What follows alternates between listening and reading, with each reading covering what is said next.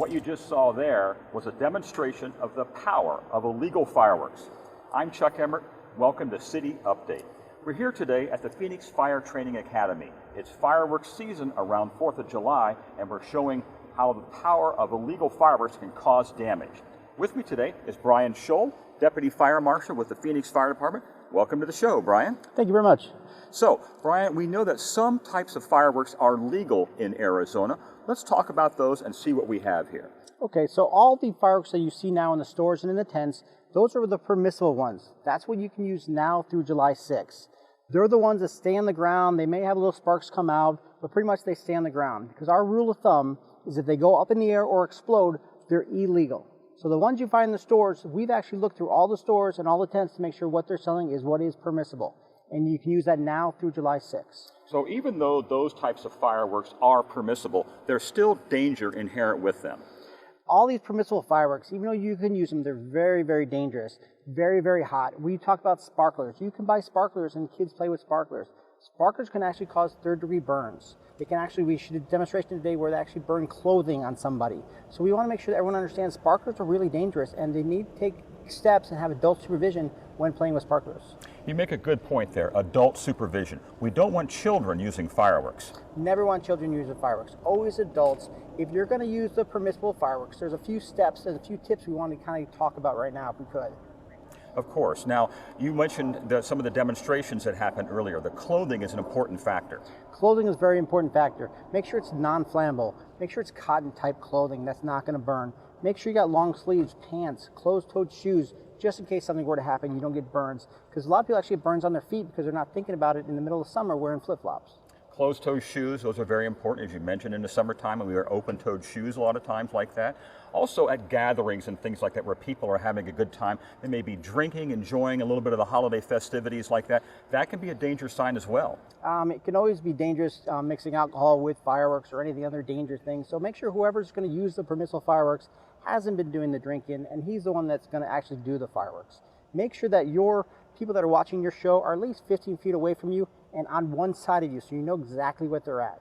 All right. Now, we always know at sometimes these parties, there's always that one person that wants to act out or maybe exhibit some kind of macho behavior or something like that. That's another thing to watch for.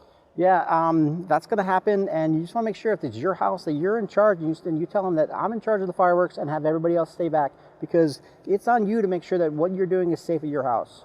Now, we talked a little bit about some of the permissible fireworks, but there's also types of fireworks that are illegal that really cause damage. You did a demonstration where you showed a firecracker going off in a hand. Right, so what we were trying to demonstrate was an M80, if you had your fireworks in your hand and actually went off faster than you thought it was going to go off, so you didn't have time to put it down, and actually blew up in your hand, the damage, the loss of fingers, loss of use of your hand, all that stuff can happen if for some reason that firecracker goes off faster than you think. And that's why they're illegal year-round. You can't even buy them anywhere in the state of Arizona. Now, that legality with these types of fireworks is only a short window of time at this time of year, isn't that correct? There's 2 times a year right now through July 6th, and then there's another time around New Year's Eve that you're actually allowed to use the permissible fireworks. Yeah. But once again, if they explode like a firecracker or an M80 or go up in the air like a bottle rocket or a Roman candle, those are illegal year-round. Now, Brian, let's say we have a worst-case scenario. Someone does get burned or hurt with fireworks. What should they do? If it's bad enough, call 911, we'll come out there and take care of you, or go to the nearest burn center and they'll also take care of you. But all these injuries are 100% avoidable, and that's what we're trying to make sure we stress to people. You don't need to use a firework even though they're permissible, because they can cause injuries and they're 100% avoidable. We looked a little bit at some of the injuries that fireworks can cause, but also we live in a very dry state. Sometimes there can be fires that result even though you're careful. Well, we just had a fire a couple weeks ago up on off of Happy Valley where 3 teenagers were using fireworks and they caught a brush fire. And it turned out to be a first alarm brush fire. So that's a lot of people that were putting up there to get that fire out because it was really close to houses. So one of the demonstrations we did was a sparkler. So imagine you give a child a sparkler and he just drops it in some bright brush and how quickly that fire started.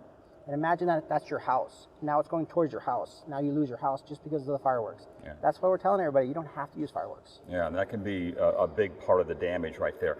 Brian, we've talked a lot about these fireworks, both legal and illegal. Is there anything else that you want to say that I haven't asked you?